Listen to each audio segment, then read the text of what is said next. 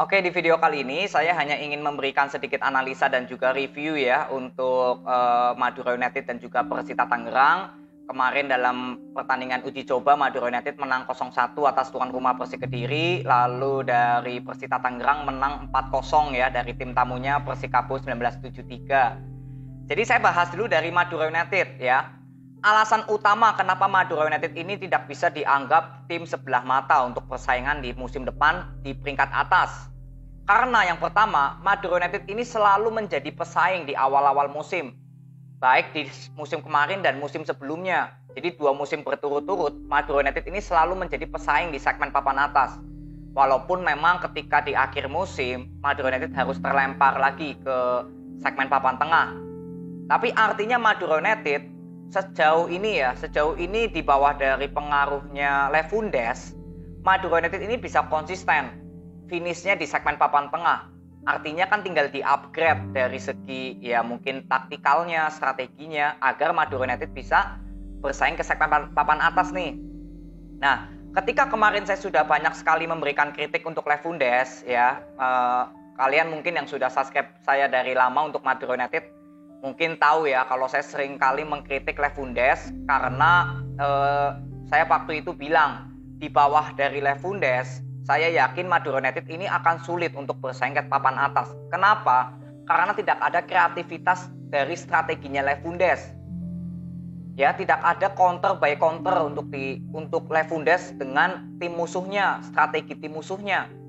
Ini alasan utama saya kenapa saya jujur nggak percaya dengan Lewandowski bisa mempertahankan Madura United bersaing di papan atas. Dan akhirnya ketika Lewandowski diganti oleh Mauricio Sousa, disinilah saya melihat bahwa Madura United ini naik kelas.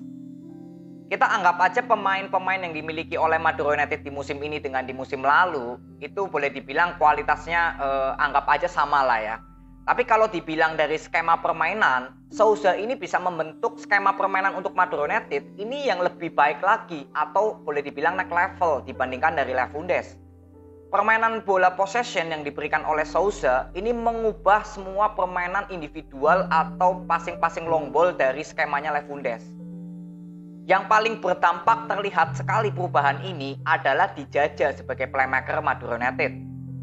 Di bawah dari Lewandowski, penampilan Jaja kalau boleh saya bilang ini sering inkonsisten, bahkan lebih banyak ngeflopnya. Seperti nggak perform gitu Jaja, karena Jaja ini playmaker yang cukup lambat, bukan playmaker yang memiliki keterampilan dalam hal kecepatan. Makanya ketika kemarin ya musim kemarin saya ingat sekali pada saat lawan Bali United, bagaimana permainan Madura United bisa mengandalkan permainan bola possession. Disinilah baru terlihat bagaimana peran dari Jaja yang cukup sangat vital sekali. Jaja bisa kembali lagi menunjukkan skill individunya, passing-passing yang cukup bagus ya, end passingnya, lalu penetrasinya juga bisa lebih bagus lagi karena mengandalkan permainan bola possession. Dan itu terlihat kemarin lawan Persik Kediri, bagaimana kombinasi atau kreativitas dari permainan Madura United ini sangat layak untuk bersaing ke papan atas. Bermainnya cukup bagus skema yang terbentuk dari Sousa. Walaupun memang ada PR sedikit ya, berapa kali kombinasi dari Lulinha dan Beto atau Slamet Nur Cahyo ya, atau mungkin Jaja yang sering kali melakukan penetrasi, ini memang masih ada miskom. Ya, tapi hal seperti ini menurut saya nggak terlalu berat untuk diselesaikan karena ini tinggal kembali lagi ke kombinasi dari pelatih lah untuk menerapkan sistem ini kreativitas passing. Itu tinggal kembali lagi ke pelatih dengan sang pemain. Jadi nggak terlalu berat lah untuk diselesaikan.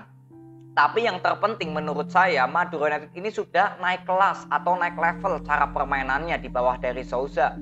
Dengan mengandalkan permainan bola possession, para pemain dari Madura United ya, terutama dari saat membuild up serangan, chemistry sudah terlihat menyambung. Ya, kerjasama passing-passingnya cepat, nggak terlalu banyak lagi yang namanya membawa bola. Di zamannya Lewandowski ini banyak sekali pemain-pemain yang terlalu banyak membawa bola, tapi di bawah dari Sousa ya passing-passing cepat ini sangat terlihat efektif. Ya, yang penting tinggal konsisten aja untuk Madura United. Makanya kemarin saya di video sebelum ini saya bilang ya, Madura United siap konsisten. Nah, saya berharap Madura United bisa konsisten untuk di musim depan nanti. Ya, jadi bisa naik naik kelas lagi nih, targetnya menjadi finishnya di segmen papan atas, atau mungkin targetnya bisa menjadi juara. Ya, yang pasti Madura United dari saya pesannya ya, targetnya semoga Madura United bisa naik kelas di musim depan nanti. Paling tidak minimal finish di segmen papan atas. Ya, kalau juara itu bonus. Yang penting Madura United bisa konsisten. Ini ya untuk Madura United. Lalu next dari Persita Tangerang. Ini juga sesuai dari video yang kemarin saya buat. Ini sebenarnya boleh dibilang part 2 lah. Ya, part 2 untuk Persita Tangerang. Karena setelah itu Persita Tangerang melakukan friendly match ya. Setelah saya membuat video kemarin, itu menang 4-0 atas Persikabo. Dan kalian bisa lihat judul di video sebelum ini saya bilang, keran gol Persita Tangerang. Ini yang menjadi salah satu PR menurut saya Persita Tangerang di musim lalu. Bagaimana dalam hal menciptakan gol, Persita Tangerang ini selalu inkonsisten. Apalagi ketika Vidal nggak bermain, itu terlihat sekali. Ya, sangat sulit untuk Persita Tangerang ini bisa membuka keran golnya. Dan ketika Vidal akhirnya diperpanjang, ya, lalu mendatangkan Bustos, saya sudah bahas semuanya mengenai trio lini tengah dari Persita ya, termasuk Besinyong, saya sudah bahas di video kemarin. Nah, ini yang saya bilang bahwa Vergonzi semoga bisa mendapatkan banyak support. Vidal juga semoga bisa mendapatkan banyak uang bebas. Dan itu terbukti kemarin lawan Persikabo. Walaupun saya nggak melihat permainannya secara langsung karena nggak disiarin ya. Jadi saya hanya lihat dari replaynya di Instagramnya Persita itu, golnya Vidal, Irsat Maulana ya, lalu El Capitano, M. Toha. Itu terlihat bagaimana Vidal ini akhirnya bisa menemukan ruang bebas untuk melakukan shoot, bahkan memberikan assist ya untuk golnya Irsat ya kalau nggak salah. Itu diberikan dari Vidal. Jadi ini yang saya bilang bahwa dengan adanya Bustos nanti, saya berharap Vidal ini lebih banyak bisa mencari ruang kosong. Ya contohnya lawan Persikabo. Ini kalau mungkin saya lihat pertandingannya, mungkin saya akan bilang seperti ini. Bahwa dengan adanya Bustos, kan Bustos main tuh. Nah ini Vidal bisa berkreatif dengan bebas mencari ruang kosong. Jadi gerakan tanpa bola dari Vidal ini bagus. Karena bisa buktinya menciptakan 2 gol dari posisi yang memang tidak bisa ditebak. Mungkin gol pertama dari Vidal ada sedikit clearance ya kalau nggak salah di pertahanannya Persikabo. Tapi gol kedua dari Vidal itu kan terlihat ya ketika Vidal bisa berhasil melakukan intercept ke dalam. Nah ini yang dibutuhkan dari Persita Tangerang di musim lalu yang menurut saya belum memiliki, dan kedatangan Bustos ini ya jelas sangat berpengaruh positif. Ya, jadi Vidal bisa mencari ruang bebas, Vergonzi bisa tetap menjadi target man, lalu Besinyong atau nanti ada siapa lagi pemain tengah dari Persita bisa mensupport Bustos ataupun Vidal, ini juga bisa. Ya, kalau nggak salah Paulo Sitanggang kan pemain Persita Tangerang ya. Jadi ini kan juga bisa menjadi ya support juga lah, karena Paulo Sitanggang di musim lalu juga sempat bisa memberikan gol ya. Lalu Irsat Maulana di sektor sayap, ya walaupun yang saya kemarin bilang bahwa sebenarnya ya Persita Tangerang bisa mendatangkan pemain sayap lagi. Karena kan yang saya lihat pemain sayap Persita yang sejauh ini bagus ya Irsat Maulana, Hani Syagara ya.